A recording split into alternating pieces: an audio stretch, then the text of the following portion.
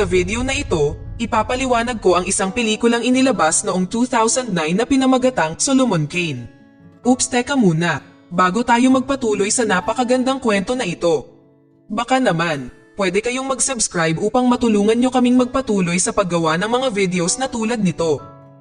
Nagsimula ang pelikula sa isang labanan noong 16th century sa pagitan ng Inglaterra at Espanya na naganap sa Hilagang Africa. Sa panahon ng pakikibaka sa hukbong dagat, matagumpay na pinangunahan ng asasin ng Inglaterra na nagngangalang Solomon Kane ang kanyang mga tauhan upang magtagumpay laban sa mga puwersang Espanyol. Kasunod nito, si Solomon at ang kanyang mga tauhan ay palihim na pumasok sa kuta ng mga Espanyol. Sa loob ng kastilyo, nakatagpo sila ng isang malawak na silid na may linya na may hindi mabilang na mga salamin. Habang papalapit sa mga salamin ang ilan sa kanyang mga tauhan, bigla silang kinaladkad ng mga kakaibang nilalang papunta sa mga reflective surface. Nang masaksihan ang kakaibang pangyayari, isa sa mga tauhan ni Solomon ang nagmungkahi na mayroong masamang espiritu dito. Agad na pinatay ni Solomon ang lalaki, na idineklara na siya ang nag-iisang demonyo sa gitna nila. Walang babala, bumukas ang pinto sa silid ng trono. Sa pagpasok ni Solomon, ang pinto ay nagsara sa likuran niya at isang nagbabantang malamig na simoy ang kumalat sa paligid. Ang Reaper ng Diablo ay nagkatawang tao sa trono na inihayag ang kanyang intensyon na angkinin ang kaluluwa ni Solomon gaya ng napagkasunduan nila. Nalilito sa kasunduan na tinutukoy ng Reaper, si Solomon ay bahagyang umiwas sa espada na humahampas sa kanya at tumalon sa bintana ng kastilyo. Ang Reaper ay tumigil sa paghabol sa kanya at matagumpay na nakatakas si Solomon. Makalipas ang isang taon sa Inglaterra, natagpuan si Solomon na nagdarasal sa isang simbahan. Makikita ang isang tato ng cross sa kanyang likod bilang proteksyon para maiwasan ang mga pag-atake ng demonyo. Palibhasa'y nanirahan sa simbahan sa loob ng mahabang panahon. Pinagsisihan ni Solomon ang kanyang nakaraan at sumumpa na hindi na muling kikitil ng buhay. Isang araw, hiniling ng isang pastor kay Solomon na umalis sa simbahan, kasunod ng panaginip na naranasan niya noong nakaraang gabi. Naniniwala ang pastor na may mga bagay sa labas ng simbahan ang nangangailangan ng presensya ni Solomon. Nag-aatubiling umalis si Solomon sa simbahan nang walang tiyak na patutunguhan at dumaan sa malamig na kagubatan. Nang maglaon, nakatagpo si Solomon ng tatlong magnanakaw na umatake sa kanya at ninakaw ang kanyang mga ari-arian.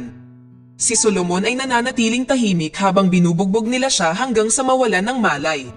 Sa kanyang kawalan ng malay, napanaginipan niya ang kanyang kabataan na nagpapakita na siya ay anak ng isang hari at may isang nakatatandang kapatid na lalaki, si Marcus Kane. Si Solomon ay nakikitang nakikipag-away sa kanyang ama dahil si Marcus ay itinalagang crown prince, habang si Solomon ay pinipilit na maging isang pari. Sa kabila ng mga pagtutol ni Solomon, ang kanyang ama ay naninindigan sa kanyang desisyon na nagudyok kay Solomon na talikuran ang kaharian. Sa kanyang paglalakbay, nasaksihan ni Solomon si Marcus na sinusubukang pagsamantalahan ang isang dalaga. Habang si Solomon ay namamagitan, si Marcus ay nagalit at sinaktan siya. Dahil sa pagkabigo sa ginawa ni Marcus, hindi sinasadyang na itinulak siya ni Solomon sa isang bangin. Ang eksena ay lumipat sa kasalukuyan, kung saan nagising si Solomon sa isang karwahe na hinihila ng kabayo matapos iligtas ng pamilyang Crowthorne. Ang pamilyang Crowthorne ay binubuo ng isang ama na nagngangalang William, isang ina na nagngangalang Katharina, at kanilang tatlong anak, sina Meredith, Samuel, at Edward. Ipinahayag ni Solomon sa mga Crowthorne ang kanyang nakaraang pagkakasangkot sa karahasan at pagdanak ng dugo, ngunit mula noon ay nagsisi na siya at nangakong hindi na muling papatay. Nang marinig ito, inimbitahan ni William si Solomon na samahan sila sa isang paglalakbay upang tuklasin ang mga bagong lugar sa buong mundo. Habang nasa daan, napadpad sila sa isang lugar na nasalanta kamakailan na puno ng mga bangkay na walang mata. Habang sinisiyasat nila ang eksena, hindi sinasadyang natuklasan ni Meredith ang isang batang babae na nakaligtas sa pagsubok. Tinanggap nila siya sa kanilang paglalakbay. Nang gabing iyon, habang nagpapahinga sila sa paligid ng bonfire, ikinwento ng batang babae kung paano sinubukan ng taong bayan na sunugin ang isang mangkukulam. Gayunpaman, hindi nasaktan ng apoy ang mangkukulam na pagkatapos ay gumanti sa pamamagitan ng pagpatay sa taong bayan. Nang maramdamang may mali sa dalaga, hiniling ni Solomon kay Edward na ialok sa kanya ang kanyang kwintas na krus. Nakapagtataka, nasugatan niya si Meredith, nag-iwan ng itim na marka sa kanyang kamay, at ang kanyang mukha ay naging isang napakapangit at nakakadiri. Inatake niya si Solomon bago lumipad sa kalangitan. Kasabay nito, isang grupo ng mga mangkukulam na ipinadala ni Malachi ang nagsimulang gumawa ng kaguluhan sa iba't ibang lokasyon at nagre-recruit ng mga bagong miyembro, kabilang ang 3 magnanakaw na dati nang nagnakaw kay Solomon. Ang mga bagong recruit ni Malachi ay direktang pinangangasiwaan ng kanilang pinunong nakamaskara. Kinaumagahan, ginising ni Samuel si Solomon at inakay siya patungo sa kagubatan. Habang nakatago sa mga puno, nakita nila ang mga kakaibang hitsura na hukbo na dinudukot ang mga lokal na residente.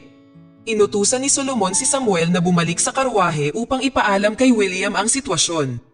Nakalulungkot, nang dumating si Samuel, banihag na din pala ng puwersa ni Malachi si William. Nang marinig ang sigaw ni Samuel, nagmamadaling bumalik si Solomon sa karwahe, kung saan napansin ng mga hukbo ni Malachi ang itim na marka sa kamay ni Meredith at pinagpatuloy ang pagdukot sa kanya. Nang harapin ni Solomon ang mga kawal ni Malachi at ang kanilang pinuno, sinubukan niyang makipag-ayos ng mapayapa. Dahil hindi makapagsalita ang pinuno ni Malachi, gumamit siya ng mahika upang makipag-usap sa pamamagitan ng kanyang mga alapores. Ang mensahe kay Solomon ay isang hamon na labanan sila. Palibhas ay sumumpa na hindi papatay, natural na tinanggihan ni Solomon ang kahilingan. Dahil sa pagtanggi ni Solomon, isa sa mga tauhan ni Malachi ang sumaksak kay Samuel sa kanyang kamatayan. Nang masaksihan ang pagkamatay ni Samuel, nakiusap sina William at Catherine kay Solomon na tulungan silang labanan ang puwersa ni Malachi. Nag-aatubiling sinira ni Solomon ang kanyang panata at nakipaglaban sa mga hukbo ni Malachi. Sa panahon ng labanan, dinukot ng puwersa ni Malachi si Meredith at pinatay si Edward, habang iniwan si William na naghihingalong sugatan. Desperado, hinabol ni Solomon ang karwahe na nagdadala kay Meredith ngunit nabigo itong maabutan sila. Sa pagbabalik upang suriin ang estado ni William, natuklasan ni Solomon na humihinga pa rin ang matandang lalaki. Hiniling ni William kay Solomon na mangako na ililigtas si Meredith at tatalunin ang puwersa ni Malachi bilang isang gawain para mabayaran ang kanyang kasalanan. Matapos sabihin ang kahilingang ito, namatay si William. Ibinigay ni Catherine kay Solomon ang isang locket na naglalaman ng larawan ni Meredith at hinimok siya na magmadali sa pagliligtas sa kanya. Umalis si Solomon sakay ng kabayo na iniwan si Catherine sa kagubatan. Sa daan, tinapos ni Solomon ang lahat ng mga kawal ni Malachi na nagtangkang humadlang sa kanya at pinalaya ang mga bihag sa karwahe na hinihila ng kabayo. Ipinakita niya ang litrato ni Meredith, ngunit wala sa mga napalayang bilanggo ang nakakakilala sa kanya. Pagkatapos ng isang mahabang biyahe, tila nawala sa landas ni Solomon ang unit na nagdadala kay Meredith. Dumating siya sa isang simbahan at ipinaalam sa isang pari ang tungkol sa kanyang walang saysay na 3 araw na pagtugis sa mga hukbo ni Malachi na nagdadala kay Meredith. Ipinaliwanag ng cleric na ang simbahan ay matatagpuan sa hangganan ng Somerset at Devonshire na nagkataong birthplace ni Solomon. Nang gabing iyon, naramdaman ni Solomon ang presensya ng masasamang espiritu malapit sa simbahan. Kinumpirma ng pari ang pagkakaroon ng masasamang nilalang sa loob ng banal na gusali at dinala si Solomon sa isa pang silid upang ibunyag ang mga naghihirap na miyembro ng simbahan na isinumpa ng mga hukbo ni Malachi. Ngayong nasa ilalim ng pangangalaga ng pari, sila ay pinapakain at inaalagaan. Sa puntong ito, itinulak ng pari si Solomon patungo sa mga sinumpaang mga tao upang ipakain siya sa kanila. Sa kabutihang palad, nilabanan sila ni Solomon at nakatakas sa lugar. Sa hindi inaasahang pagkakataon, nakasalubong ni Solomon ang 3 magnanakaw na umatake sa kanya noon. Ang kanilang mga mukha ay nagbago, na nagpapahiwatig ng kanilang katapatan sa hukbo ni Malachi. Isang labanan ang naganap, kung saan tinapos ni Solomon ang 2 sa mga tulisan. Sinadya niyang iligtas ang pangatlo, umaasang makakuha ng impormasyon tungkol sa lokasyon ni Meredith. Gayunpaman, sinabi ng magnanakaw na si Meredith ay patay na. Galit na galit, itinapon ni Solomon ang magnanakaw patungo sa mga sinumpang espiritu sa simbahan. Palibhas ay nawala ng pag-asa sa kanyang kabiguan na iligtas si Meredith, ginugol ni Solomon ang kanyang oras sa pag-inom ng alak. Sa kanyang lasing na estado, nakita siya ng isang lalaking nagngangalang Henry na naglingkod sa ilalim ni Solomon noong digmaan laban sa mga puwersang Espanyol. Nakiusap si Henry kay Solomon na pamunuan ang pakikipaglaban sa hukbo ni Malachi. Dahil sa pagdadalamhati, tinanggihan ni Solomon ang panukala ni Henry. Nang gabing iyon, habang natutulog si Solomon, sinunggaban at ipinako siya ng mga hukbo ni Malachi sa isang kaparangan. Ang kanyang lasing na estado ang pumipigil sa kanya na lumaban at siya ay sumuko ng walang anumang layunin na lumaban. Biglang dumaan ang isang karwahe na may lula ng mga bilanggo at si Meredith, na buhay pa, ay kasama nila. Nang makita niya si Solomon, umiyak siya para sa kanya. Naging matagumpay ang kanyang mga pagsisikap, nang sa wakas ay binuksan ni Solomon ang kanyang mga mata at nakita si Meredith. Sa matinding pagsusumikap, inalis niya ang kanyang nakabiti na kamay mula sa krus at bumagsak sa lupa. Nang walang pag-asa, nagpakita si Henry upang tulungan si Solomon sa oras ng kanyang pangangailangan. Kasunod nito, hinila ni Henry si Solomon palayo sa lugar at dinala siya sa isang manggagamot. Pagkaraan ng ilang araw, gumaling na si Solomon kahit na ang mga marka ng pako sa kanyang mga palad ay nawala. Kasama si Henry at ang grupo ng mga lalaki, gumawa si Solomon ng isang plano upang salakayin ang kastilyo ni Malachi na ang dating kuta ng kanyang ama.